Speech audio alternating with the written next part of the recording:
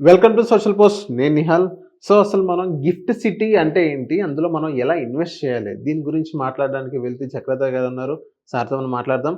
Hello sir, welcome to social post. Thanks అండి. Sir, ఇప్పుడు gift city అంటే ఏంటి? అందులో మనం ఎలా ఇన్వెస్ట్ చేయాలంటారు సార్? ఇది యాక్చువల్‌గా గిఫ్ట్ సిటీ అనేది ఫుల్ ఫామ్ వచ్చేసి మనకి Gujarat international finance tech city అండి. ఓకే.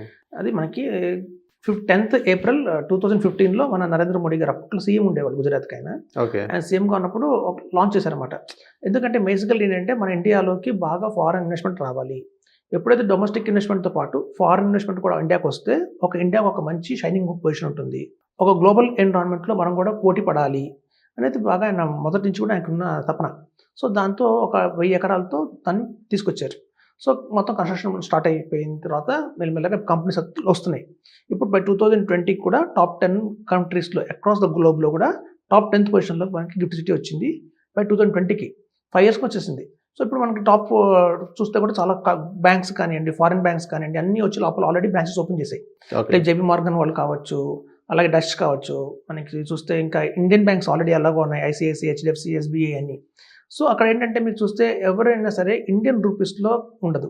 ఏ బ్యాంక్ ఈవెన్ మన ఎస్‌బీఐ బ్యాంక్ కూడా ఉంది, పంజాబ్ నేషనల్ బ్యాంక్ ఉంది, బ్రాంచ్‌లు పెట్టారు కానీ అక్కడ ఎప్పుడు బ్యాంక్స్‌లో మీకు డాలర్స్‌లోనే జరుగుతుంది ట్రాన్సాక్షన్. రూపాయి ఇండియన్ కరెన్సీస్‌లో ఉండదు. మొత్తం డాలర్ మీద నడవాలి. చెక్ బుక్ కూడా ఇష్యూ చేయరు. నో చెక్ బుక్ కూడా ఉండదు. మొత్తం ఆన్లైన్. సో మొత్తం డాలర్స్‌లోనే ఉంటుంది. మన వాళ్ళు కూడా ఏదైనా మినిమం బ్యాలెన్స్ మెయింటైన్ చేయాలంటే $5,00,000 పెట్టాలి. సో అట్లా మంచి పొజిషన్ ఉంది అక్కడ. సో ఇప్పుడు ఏంటంటే అందుకు అలా తీసుకొచ్చారు అంటే మన ఇండియన్స్ కనుక ఏదైనా ఫారెన్‌లో ఒక స్టాక్ కొనాలి, ఒక అమెజాన్ స్టాక్ కొనాలి, లేకపోతే ఏదైనా ఫారెన్ స్టాక్ బాగా నచ్చింది అనుకోండి, ఏదైనా నెస్లీ వాళ్ళది కానీ మన అమెరికాలో మీకు టెస్లాస్ కానివ్వండి ఏదైనా తీసుకున్నా కూడా ఇంకా ఇండియాలో మనకు అవి లిస్ట్ అవ్వలేదు. సో ఇండియాలో లిస్ట్ అవ్వలేదు కానీ ఫారెన్‌లో మంచి బ్రాండ్ ఉంది, నెట్‌ఫ్లిక్స్ కానివ్వండి అట్లాంటివన్నా కొనాలి, షేర్స్ కొనాలి అంటే మాత్రం ఇప్పటిదాకా ఏంటంటే ఎఫ్ఓఎఫ్ ద్వారా కొనేవాళ్ళు. అంటే ఎఫ్ఓఎఫ్ అంటే ఒక ఫండ్ ఆఫ్ ఫండ్స్. మనం కనుక ఒక ఫండ్‌కి ఇస్తే వాళ్ళు అక్కడ మ్యూచువల్ ఫండ్స్‌లో ఇన్వెస్ట్మెంట్ చేయడం వల్ల చేసేవాళ్ళు. అలా కాకుండా డైరెక్ట్ స్టాక్స్ కొనుక్కునే అవకాశం కూడా మన ఇండియన్స్‌కి అయితే ఉంది.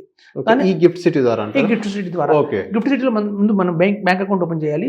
బ్యాంక్ అకౌంట్ ఓపెన్ చేయాలంటే మెయింటైన్ చేయాలి, బ్యాలెన్స్ డాలర్స్‌లో మెయింటైన్ చేయాలి. మినిమం ఎంత ఉండాలి సార్ డాలర్స్ అంటే? 5 lakh. 5 lakhs. Okay. Indian rupees. మన ఇండియన్ రూపీస్ 5 lakhs. 5 lakhs అక్కడ $2 ఉంటే $2 ఆ రోజు డేట్ బట్టి మనకు వస్తుంది. అర్థమైంది. సో మన ఇండియన్ కరెన్సీ ప్రకారం మినిమం 5 lakhs మెయింటైన్ చేయాలి. ఓకే. సో ఆ $1 మనకు అందుబాటులో ఉంటాయి. తద్వారా అక్కడి నుంచి మనం ఏదైనా షేర్స్ కొనుక్కోవచ్చు. అదొక ఆప్షన్ ఉంది. తర్వాత ఏంటంటే మనకి వచ్చి దాన్ని అవుట్ బౌండ్ అంటారు. అవుట్ బౌండ్ అంటే ఏంటంటే మనం బయటకు వెళ్తాం. మన ఇండియన్స్ ఆస్ట్రేలియాలో స్టాక్ ఎక్స్చేంజ్లో కొనుక్కోవచ్చు.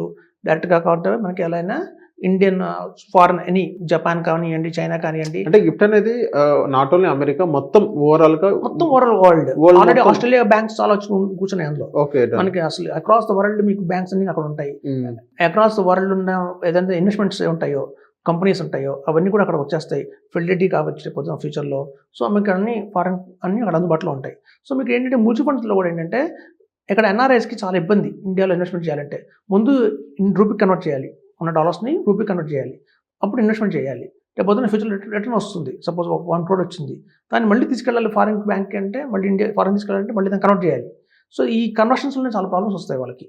ఎందుకు చేస్తున్నారు మీరు, ఎంత ఒక లిమిట్ ఉంటుంది, సర్టన్ లిమిట్ దాటితే మనం చేయలేము. ఇష్యూస్ అన్ని కూడా మనకి వెళ్ళిపోతాయి. సో మనకి ఫారెన్లో ఎన్ఆర్ఐస్ లేకపోతే ఇండియన్గా ఎన్ఆర్ఐస్గా ఉన్న ఇండియన్స్ వాళ్ళందరికీ కూడా పాన్ కార్డ్ ఇవ్వాల్సిన అవసరం లేదు. పాన్ కార్డ్ లేదు, ఆధార్ కార్డ్ లేదు. ఇప్పుడు చూడండి చాలా మంది ఎప్పటి నుంచో సెటిల్ అయిపోయిన వాళ్ళు ఉంటారు ఇండియన్స్. వాళ్ళ పిల్లలు ఇప్పుడు పూర్తిగా సిటిజన్స్ ఆఫ్ ఫారిన్ కంట్రీసే. వాళ్ళకి ఆధార్ కార్డ్ కూడా లేదు. ఇప్పుడు మనకి ఇండియాలో ఇన్వెస్ట్మెంట్ చేయాలంటే మనం ఫస్ట్ అడిగేది కేవైసీ, పాన్ కార్డ్ అడుగుతాం, ఫోటో, ఆధార్, అడ్రస్ ప్రూఫ్ అని అడుగుతాం. సో ఈవెన్ మనకి ఇన్వెస్ట్మెంట్ చేయాలన్నా కూడా ఫారెన్ అడ్రస్ ప్రూఫ్ కూడా అడుగుతాం. ఎన్ఆర్ఐ చేయాలంటే ఎన్ఆర్ఓ అకౌంట్ కంపల్సరీ ఉండాలంటాం. ఇప్పుడు ఎన్ఆర్ఓ అకౌంట్ అవసరమే లేదు. డాలర్స్గా డైరెక్ట్గా వాళ్ళు అక్కడ అకౌంట్ ఓపెన్ చేసి బ్యాంక్ అకౌంట్, దాని ద్వారా వాళ్ళు డైరెక్ట్గా ఇన్వెస్ట్మెంట్ చేసేయచ్చు, hassle free. Pan card, Aadhaar card ఏం అవసరం లేదు. కాకపోతే మినిమం వచ్చేసి ఏంటంటే $1,30,000 మన ఇండియన్ కరెన్సీలో పోల్చుకుంటే $1 కోటి దాకా అయితే ఉంటుంది. సో ఇప్పుడు mutual funds company like Aditya Birla కావచ్చు, ఎడల్వైజ్ కావచ్చు, వీళ్ళు కూడా కొన్ని ఫండ్స్ తీసుకొస్తున్నారు అనమాట. వీళ్ళు కూడా ఫండ్ ఆఫ్ ఫండ్స్ కాన్సెప్ట్ తీసుకొస్తున్నారు. అంటే ఒక ఫండ్ ఓపెన్ చేస్తారు, ఆ ఫండ్లోనే మళ్ళీ హెచ్డిఎఫ్సి ఫ్లెక్సీ క్యాప్, మన ఐసిఐసిఐ బ్యాంక్, బ్లూ చిప్ అన్నీ ఉంటాయి. ఒక 10 మ్యూచువల్ ఫండ్స్ కలిపి ఒక ఫండ్గా తీసిస్తున్నారు. సో ఫారినర్స్ కూడా ఏంటంటే ఒక 1 షాట్లో 10 ఫండ్స్లో పార్టిసిపేట్ చేసే అవకాశం అయితే ఉంటుంది దీని ద్వారా. సో దీని ద్వారా ఏంటంటే మన ఇండియన్ ఎకానమీకి రాబోయే రోజుల్లో స్టాక్ మార్కెట్ బాగా పెరిగే అవకాశం ఉంది. ఎందుకంటే మన ఇది ఏదో ఒక రూపంలో మన అమౌంట్ మన కంట్రీకి రావాలి, అది మోస్ట్ ఇంపార్టెంట్. సో ఇప్పుడు ఎప్పటిదాకా ఆస్ట్రేలియన్స్ కానివ్వండి వాళ్ళందరికీ అక్కడ ఉన్న ఎన్ఆర్ఐస్కి ఒక కోరిక ఇండియాలో ఇన్వెస్ట్మెంట్ చేద్దాము అని. కానీ ఇప్పటిదాకా ఏంటంటే ఈ కేవైసీ వల్ల చాలా ఇబ్బంది పడేవాళ్ళు. సో ఇప్పుడు ఏంటంటే ఇవన్నీ పోయి హ్యాజిల్ ఫ్రీగా కూడా వాళ్ళు ఇన్వెస్ట్మెంట్ చేయొచ్చు. సో ఇన్బౌండ్, అవుట్బౌండ్ అంటే మన కంట్రీలోకి ఎన్ని దేశాల వాళ్ళు అయినా సరే ఇన్వెస్ట్మెంట్ చేయొచ్చు, మనం కూడా ఎన్ని దేశాల్లో కావాలి అన్ని దేశాల్లో మనం కూడా ఈజీగా ఇన్వెస్ట్మెంట్ చేయొచ్చు.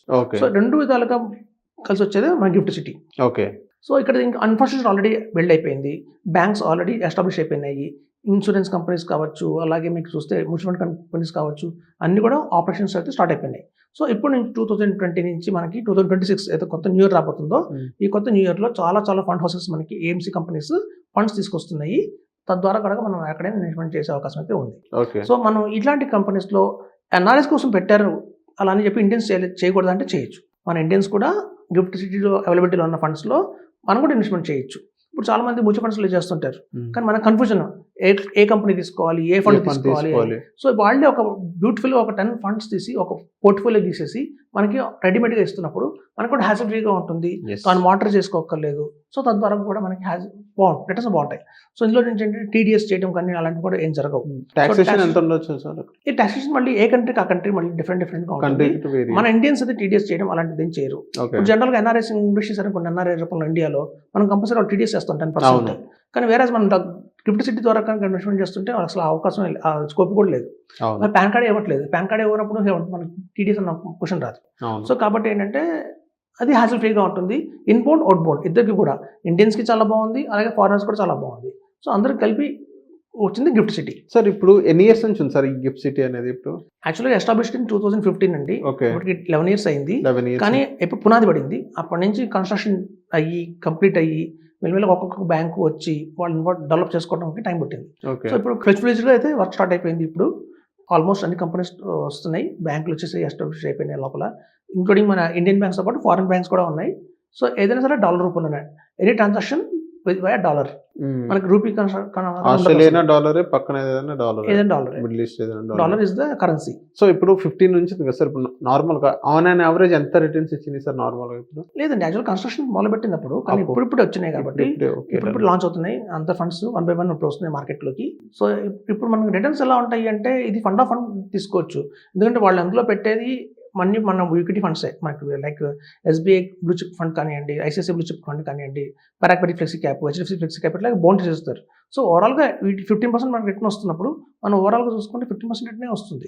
ఇది ఇక్కడ రిటర్న్ ఎక్కువ తక్కువ కాదండి. ఎవరికి ఏదైనా ఇన్వెస్ట్ చేయాలి అంటే వాళ్ళకి ఇప్పటిదాకా పడిన కష్టాలు లేకుండా ఈజీగా అయిపోయింది అంతే. జస్ట్ అంటే ఈవెన్ అమెరికాలో ఉండేవాడు 2 clicks మన ఇండియాలో ఇన్వెస్ట్మెంట్ చేసేయచ్చు. So hassle free. సో మనం గిఫ్ట్ సిటీ ద్వారా ఇన్వెస్ట్మెంట్ చేస్తాం మ్యూచువల్ ఫండ్స్లో, మన ఇండియాలాగా ఇన్వెస్ట్మెంట్ చేస్తామా వాళ్ళకి డిఫరెన్స్ ఏం రాదు, రిటర్న్స్ ఆర్ ఈక్వలే. కాకపోతే ఏంటంటే వే ఆఫ్ ఇన్వెస్ట్మెంట్ అనేది అయితే ఉందో, ఇప్పుడు దాకా చాలా ప్రాబ్లమ్స్ ఉండేవి. ఈవెన్ అమెరికా నుంచి ఇన్వెస్ట్మెంట్ చేస్తున్నాము, కెనడా నుంచి ఇన్వెస్ట్మెంట్ చేస్తున్నాము అంటే వాళ్ళ కేవైసీ చాలా ఇబ్బంది ఉండేది. సో ఇప్పుడు ఆ హ్యాజిల్ ఫ్రీగా వాళ్ళు ఈజీగా ఇన్వెస్ట్మెంట్ చేసి. Okay. So thank you sir మా సోషల్ పోస్ట్ వచ్చినందుకు. థ్యాంక్స్ అండి.